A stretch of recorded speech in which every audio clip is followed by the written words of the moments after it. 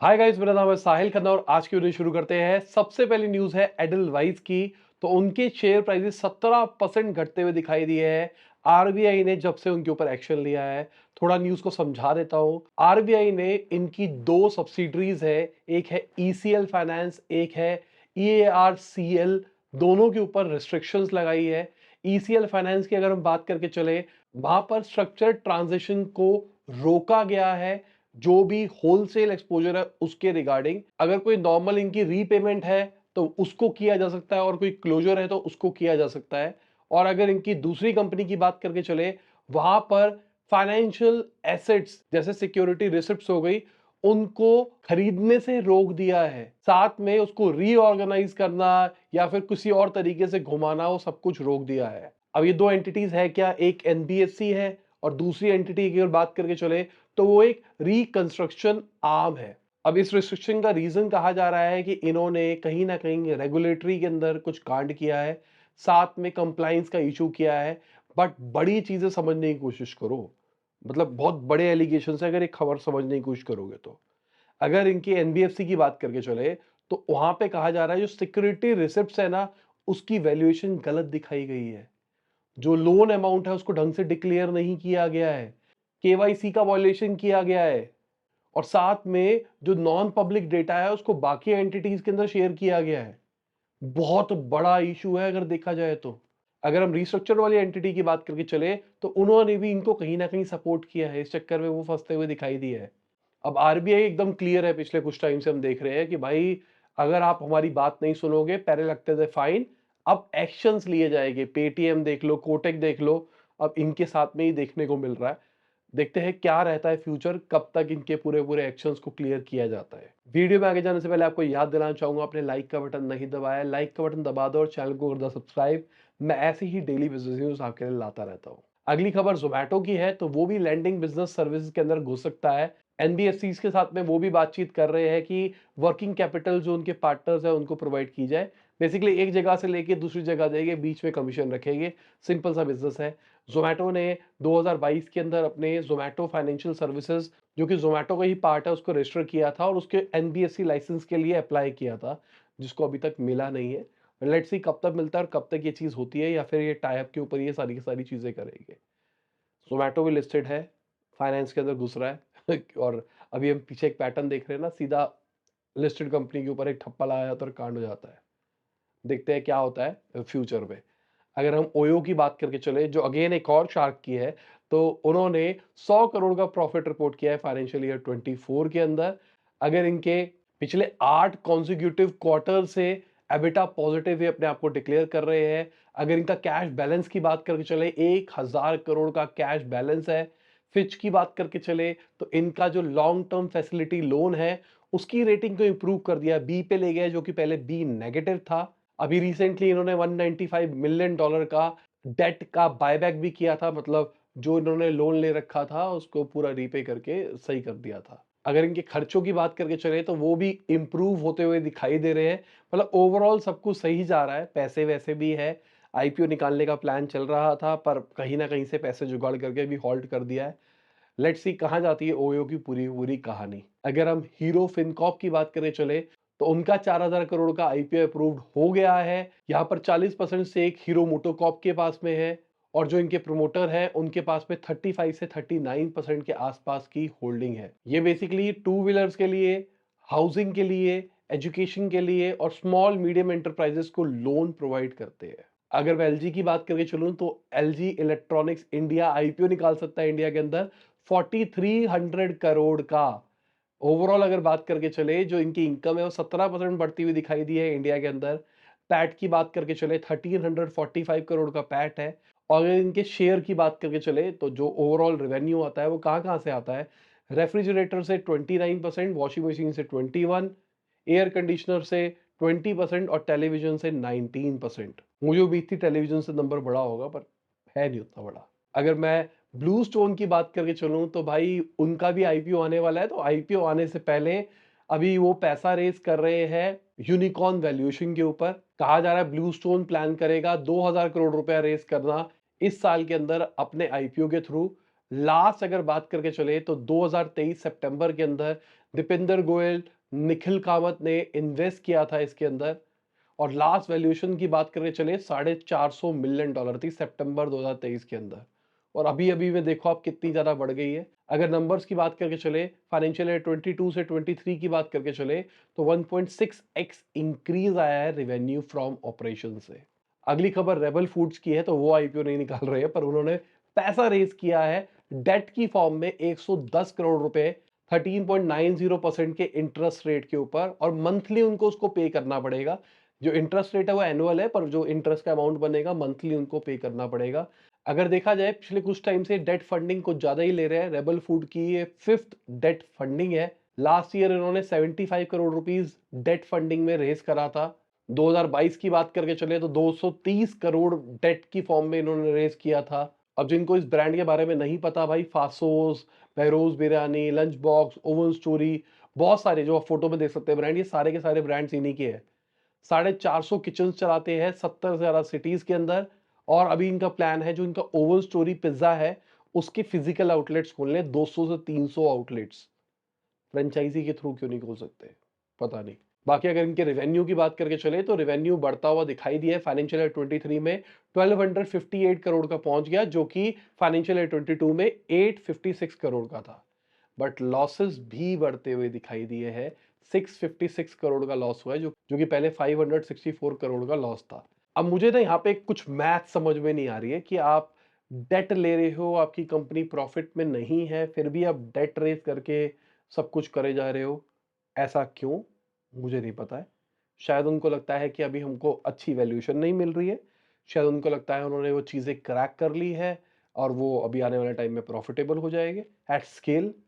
पता नहीं मुझे, क्योंकि मेरा बिजनेस एक्यूमेन कहता है, जो कि बहुत छोटा है इन लोगों के कंपैरिजन में, तो कि जब बिजनेस स्केल करना होता है, डेट के थ्रू अगर रेज करना है, लेवरेज का कंसेप्ट इसको हम कहते हैं, जब स्केल करना होता है तो प्रॉफिट मार्जिन होते हैं उसमें से जाता है। समझा देता हूँ जिनको नहीं समझ में आ रहा कंसेप्ट।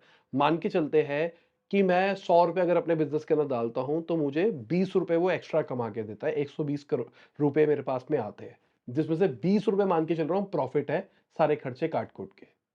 अब यहां पर अगर मैं मार्केट से लोन लेता हूं 10% के ऊपर, तो मेरे पास 10% सीधा सीधा बचता है। तो इसलिए लेवरेज का कंसेप्ट आता है कि अगर आपका मार्जिन 20% है तो आप उसके हाफ तक डेट की फॉर्म में पैसा ले सकते हो, कि जितना पैसा कमाना है उसका आधा पैसा हम डेट के अंदर रीपे कर सकते हैं। उससे ज्यादा जितना ज्यादा करते चले जाओगे उतना ज्यादा रिस्की होता चला जाता है बिजनेस करना। बट यहां तो अगर आप बिजनेस ही नेगेटिव के अंदर कर रहे हो, वो समझ में नहीं आई मुझे ना बात। मेरे हिसाब से लॉजिक यही हो सकता है कि कंपनी की वैल्यूएशन उनको लगता है कि ज्यादा है, बट एक्चुअली उतनी ज्यादा इन्वेस्टर्स नहीं दे रहे, तो वो डेट की फॉर्म में रेज कर लेते हैं। अगली खबर अग्निकुल की है, जो कि इंडिया की स्पेस स्टार्टअप है। उन्होंने अपना पहला 3D प्रिंटेड रॉकेट छोड़ दिया है आसमान के अंदर। बेसिकली चांद वांद पे नहीं भेजा है, ये पहला सब ऑर्बिटल टेस्ट व्हीकल था जिसको सिर्फ टेस्ट किया गया है, निकाला गया है, और वो लैंड किया है, जिसको एक्सपेरिमेंट किया गया है श्रीहरिकोटा के अंदर और बे ऑफ बंगाल के अंदर, उसके बाद में लैंड किया है। अब मजे की बात यह है, ये जो टेस्ट किया गया है इसकी वजह से इनके पास में जो डेटा इकट्ठा होगा उससे वो अपने ऑर्बिटल बनाएंगे। ऑर्बिटल वाले रॉकेट्स, ऑर्बिटल मतलब सैटेलाइट्स भेजना वगैरह वगैरह भेजना। अब खासियत क्या है इनकी, 3D प्रिंटेड काम करते हैं। ये जब कंपनी 2017 में शुरू हुई थी तो ये स्पेयर पार्ट्स बनाती थी 3D प्रिंटेड रॉकेट्स के लिए। धीरे धीरे करते करते वो सारे स्पेयर पार्ट्स को जोड़ के इन्होंने रॉकेट बनाना शुरू कर दिया, और आज अपना रॉकेट इन्होंने एमवीपी एक तरह से लॉन्च भी कर दिया है। अब ट्रेजेक्टरी देखो किस तरीके से ऊपर गया है, किस तरीके से नीचे गया है। अगर आप चाहो तो वीडियो को पॉज करके भी इसको स्टडी कर सकते हो कि भाई किस तरीके से इसको पूरा पूरा लिफ्ट कराया गया है, कितने टाइम में फ्यूल इनका पूरा बर्न हो गया था। अगर इनके फ्यूल की बात करके चले तो लिक्विड प्रोपल्शन इन्होंने अपना फ्यूल यूज किया है, सॉलिड फ्यूल इन्होंने यूज नहीं किया है सेफ्टी के चक्कर में। अगली खबर बायजूस की है, तो उनके लेंडर्स ने कहा है कि बायजूस को रोका जाए शेयर्स बेचने से। अभी कुछ टाइम पहले ही बायजूस ने अपने खुद के शेयर्स को गिरवी रख के 350 करोड़ रुपए एज अ डेट लिया था, ताकि वो अपनी कंपनी को चला सके। और यहाँ पे वही बात कर रहे हैं कि कुछ यूएस के लेंडर्स है, वो कह रहे हैं भाई ये गलत हो रहा है, हमको पहले हमारे पैसे मिलने चाहिए। देखते हैं बायजूस की पूरी कहानी कहाँ जाती है, पता नहीं। अगर मैं फाउंडर फिल्टर रिस्टार्ट करूंगा और मुझे मिला इंटरव्यू करने का इनसे मौका, तो मैं पक्का करने की कोशिश करूँगा और मैं जानूँगा ना कि व्हाट वेंट रॉन्ग, क्या गलत हुआ, क्यों गलत हुआ, और एकदम हार्श इंटरव्यू टाइप्स करेंगे, ठीक है? सनसनी टाइप्स, क्या प्रॉब्लम थी बताओ? और मैं और जेन्युइन बातें बताऊँगा कि भाई लोग बहुत हेट करते हैं तुमको। लोगों को बिल्कुल पसंद नहीं है कि जितना तुमने गरीब बच्चों के साथ में गलत किया है। तो उसको सॉल्व करने के लिए क्या कर रहे हो? रीपोज़िशनिंग के लिए क्या कर रहे हो? है ना? आइडिया तो अच्छा है, बट कभी मौका मिलेगा तब, क्योंकि मुझे लगता है कि अभी बायजूस वाले पीआर से थोड़ा-सा दूर रहेंगे, क्योंकि मैं और उल्टे क्वेश्चन पूछूँगा तो नेगेटिव पीआर भी हो सकती है। अगली खबर आरबीआई की है, तो उन्होंने डेटा रिवील किया है, जो बैंक फ्रॉड्स है वो 300% बढ़ते हुए दिखाई दिए पिछले 2 सालों के अंदर, और डिजिटल फ्रॉड 708% बढ़ते हुए दिखाई दिए। और आने वाले टाइम में मैं मान के चल रहा हूँ ये नंबर और बढ़ेंगे, क्योंकि अभी एआई आ गया है। वॉइस क्लोनिंग नाम की चीज़ हो जाती है, बहुत सारी चीज़ें हो जाती है। तो लेट्स सी कहाँ जाती है पूरी-पूरी डायरेक्शन। आरबीआई को ना कुछ सिक्योरिटी लेयर भी लानी चाहिए। मुझे नहीं पता कैसे सिक्योरिटी लेयर आएगी, बट लानी चाहिए। ये मैं एक आप सबको कोड बताता हूँ। एक फैमिली कोड लगा लो सबके सब। जैसे फ्यूचर में आपका वॉइस क्लोन तो बनना ही है, बहुत आसान होगा। इंस्टाग्राम पे कोई रील डालता है, कहीं पे भी कुछ भी डालता है, आपको कोई फ़ोन करेगा, hello, hello, hello, hello, hello, मैं यहाँ से बोल रहा हूँ, कुछ भी बात करेगा, आपकी ऑडियो को रिकॉर्ड कर लेगा, उस पे ट्रेन करके आपका मॉडल बना लेगा, उसके बाद कुछ भी कर सकता है वो। तो होना है, ये मान के चलो। तो अगर कोई मेरी आवाज़ में मेरे घरवालों को फ़ोन करे, "ओए इतने रुपए दे दे यार, मेरे को ये दिक्कत आ रही है, ये" कुछ भी कर सकते हैं, और होगा ये आने वाले टाइम में। तो एक फैमिली कोड बना लिया जाए कि जब भी कोई पैसों की टर्म्स में बात होगी या कुछ भी ऐसी बातें होगी, किसी अननोन नंबर से अगर कॉल कर रहे हो, तो आपको बताना पड़ेगा फैमिली कोड क्या है। जिंगालाला हू हू। तो पहले सामने वाला पूछेगा फैमिली कोड क्या है? वो लगेगा, "हैं? फैमिली कोड ये क्या होता है?" अगर ये हो गया तो काट दो, मतलब फेक है। और वो सीधा पूछो फैमिली कोड क्या है, और उसने एग्जैक्ट फैमिली कोड बता दिया, मतलब कॉन्वर्सेशन आगे जा सकती है। और इस फैमिली कोड को आप एक बार यूज करने के बाद में दोबारा से चेंज कर सकते हो। मतलब ये टिप दे रहा हूं मैं, मुझे लगता है यही तरीका है जिस तरीके से हम लोग सिक्योर हो सकते हैं आने वाले टाइम के अंदर। अगर मैं मणिपाल हाई कोर्ट की बात करके चलूं, तो उन्होंने चैट जीपीटी का यूज किया है वर्डिक्ट के अंदर रिसर्च करने के लिए। Basically supreme court of India ने टेक्नोलॉजी निकाल रखी है जो कि एआई के ऊपर बेस है, जो कि बेसिकली एक पोर्टल है जहां पर कोर्ट की एफिशिएंसी और इंप्रूव हो सकती है। बहुत बढ़िया चीज है। अगर मैं जियो सिनेमा की बात करके चलूं, तो उन्होंने 62 करोड़ व्यूअर्स एक्सपीरियंस करे हैं आईपीएल 2024 के अंदर। 53% इंक्रीज है ये, अगर पिछले साल आईपीएल से कंपेयर करके चले तो। और इसका रीजन क्या कहा जा रहा है, इन्होंने जो बहुत सारे नए नए फीचर निकाले थे, अलग अलग कैमरा निकाला था, बहुत अलग अलग लैंग्वेज के अंदर निकले थे, बड़े बड़े लोग आ रहे थे अलग अलग लैंग्वेज के अंदर बात करने के लिए, उस चक्कर में बहुत सारे लोगों ने अडॉप्ट किया है। फ्री तो था ही, ये भी रीजन हो सकता है।